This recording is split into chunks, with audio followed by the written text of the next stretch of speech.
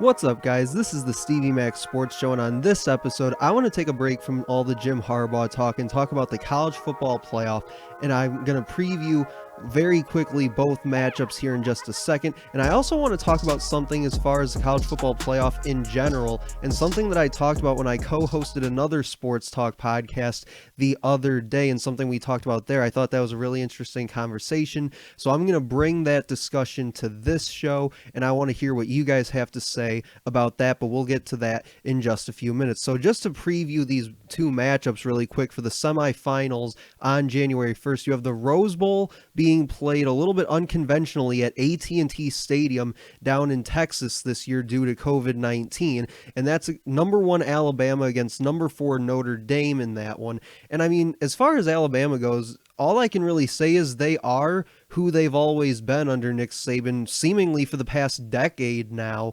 But I think that when you look at a team like Notre Dame, they have what it takes, I think, to be able to stick with a team like Alabama. I mean, you can talk about Devontae Smith winning AP Player of the Year in college football yesterday, the wide receiver out of Alabama. He's also in the Heisman Trophy race, as well as his quarterback, Mac Jones. And I would argue that a guy like Najee Harris at running back is a top 10 running back in Division I college football this year. But I do think Notre Dame has what it takes to stick with Alabama. And I think Ian Book, when you talk about the teams in the college football playoff this year, you talk about Mac Jones at Alabama, you talk about Trevor Lawrence at Clemson, you talk about Justin Fields at Ohio State, but nobody really ever seems to talk about Ian Book at Notre Dame. And I think he is a extremely underrated quarterback at the Power 5 level. I mean, when you look at the numbers he's put up this year, in 8 of his 11 games this year, he's thrown for 200 or more yards in 8 of 11 games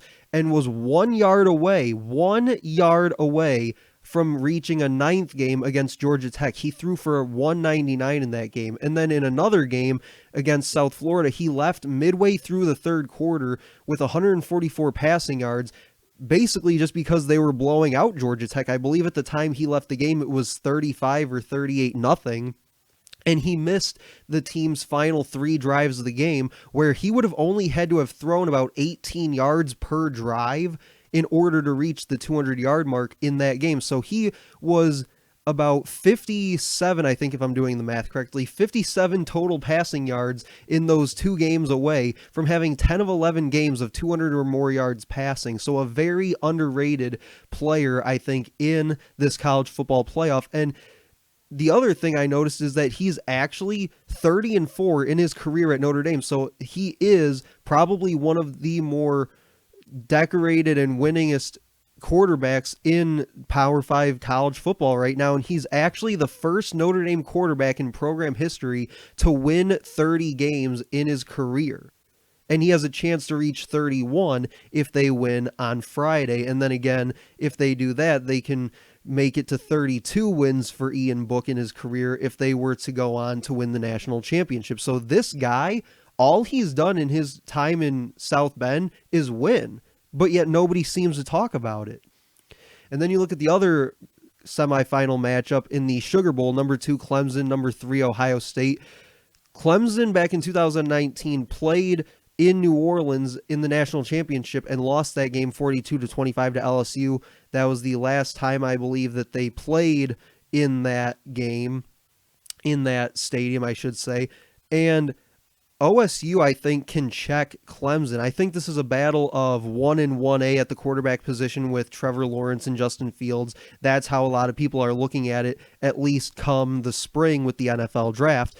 And I think both teams are fast and physical teams, and it'll actually be a rematch of last year's semifinal game, which Clemson won, and then went on to, as I mentioned, lose in the national championship game to LSU and Joe Burrow. But I think the biggest thing for a team like Ohio State in this game, and this was something, again, that I talked about on the show that I co-hosted the other day with a buddy of mine, Ethan Perlman, we talked about what Ohio State can do to control that game. And I think that in order to do that, it runs through their offense, being able to run the football, run the clock, keep Trevor Lawrence in that offense on the sideline. But in order to be able to do that, they have to be able to control the line of scrimmage and be able to run the ball, as I mentioned. And if you can't run the ball with a guy like Master Teague or Trey Sermon for whatever reason, maybe Clemson's defense just shuts down their running game in the early going, they have the ability with those speedy receivers like Chris Olave that they have in that offense to run short passing game and run slants over the middle or short routes to the sideline and things like that to keep the ball in the field of play and just keep that clock constantly moving and leave less time for that Clemson offense to be able to put up points. But now that we've gone over the two semifinal games, I want to get into this discussion that we had about the playoff in general. And it's a debate that so many people have had before, but we decided to take our crack at it. And it's the idea of whether or not the playoff needs to expand.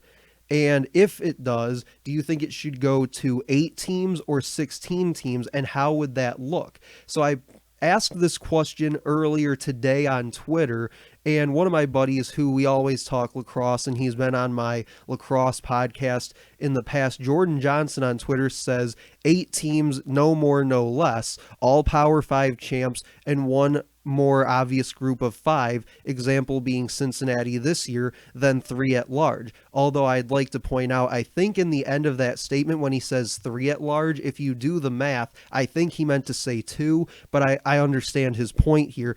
And honestly, I think that would definitely work for a 8-team playoff, and that's something that I think that we should almost be rooting for as college football fans. I think that would almost be the best case scenario for an 8-team playoff.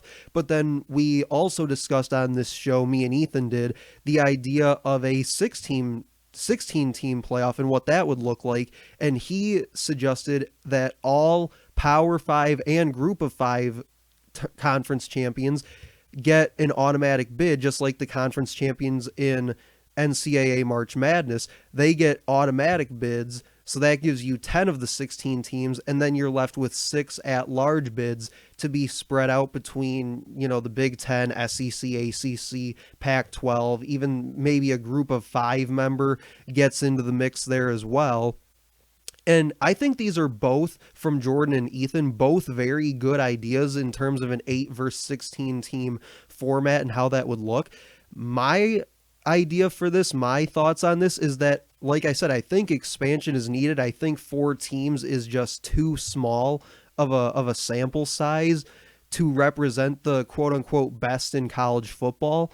But I don't want to see them expand all at once. I don't want this to be an overnight type process where one year you have 4 teams, the next you have 16. Like, I think that's just too much of a jump to make in a year or two. So I want to see more of a gradual thing. I say go to 8 teams first, and then after like 4 or 5 years go to 16, or maybe you even make a quick stop at 12 teams for a year or two just to try that out, and then smooth that transition into a 16 team playoff. Because what I think it would do, no matter which way you look at it, whether it's 8 team or 16 team, is that it will at least give the Group of 5 a chance to compete. Because right now, under the current system, a team a couple of years ago like UCF that went 13-0 had no shot at making the playoff. Just like this year, a 9-0 Cincinnati team had no shot at making the playoff. And there are a ton of different examples that you can go back to.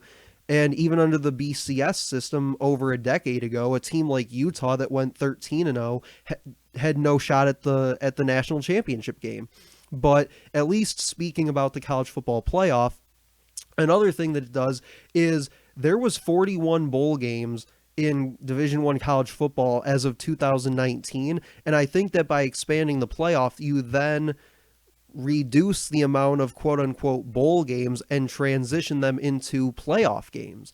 And we'll talk about more about that in just a minute. So how would this be done? How would it be done to expand the playoff and include more games and more teams in a relatively short amount of time? Like, you're talking a month to a month and a half to get this done. So how would this be done? I think, and I suggested this on the podcast the other day, is you remove one or two non-conference games from the beginning of your schedule. So when you normally see a team like Alabama playing, Chattanooga or the Citadel or somebody like that, you would remove a game or two like that from their schedule, which then shortens up the schedule and shortens up the amount of time that they'll be playing the regular season. So rather than playing your conference championship game in early to mid-December, you'd be playing it in the end of November. So think about for Michigan, Ohio State, rather than playing that game around Thanksgiving, you'd be playing it a week or two before that.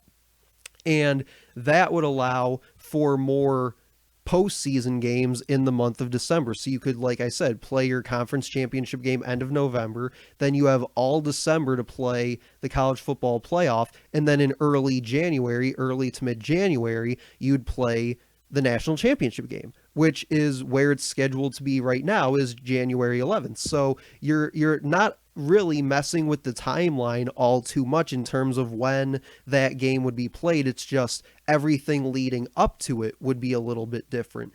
But I think when you ask yourself, why would this be good, or why would you want to do this?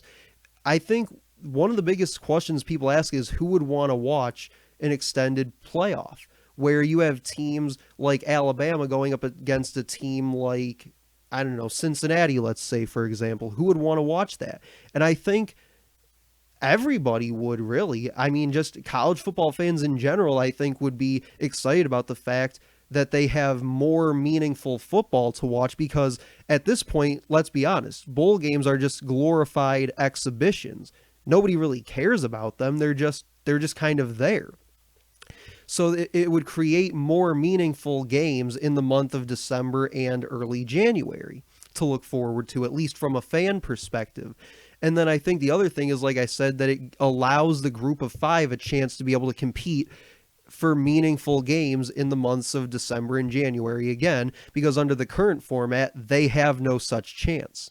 And they do want that opportunity, and I think that eventually you're going to at least have to include them in that conversation. I'm not saying a team like Cincinnati or SMU or UCF or whoever will ever actually win a national championship, but I think that in all fairness, you have to at least include them in that conversation and give them that chance to at least be represented in the college football playoff, or else it's not really a college football playoff. It's more of a Power 5 playoff. And in that case, you might as well just give the group of five their own separate playoff and just admit what people have been saying for years, that the Power 5 and the group of five are not the same thing. They are essentially two separate entities under the umbrella of Division I college football. And by not including them in said playoff, you're basically admitting that.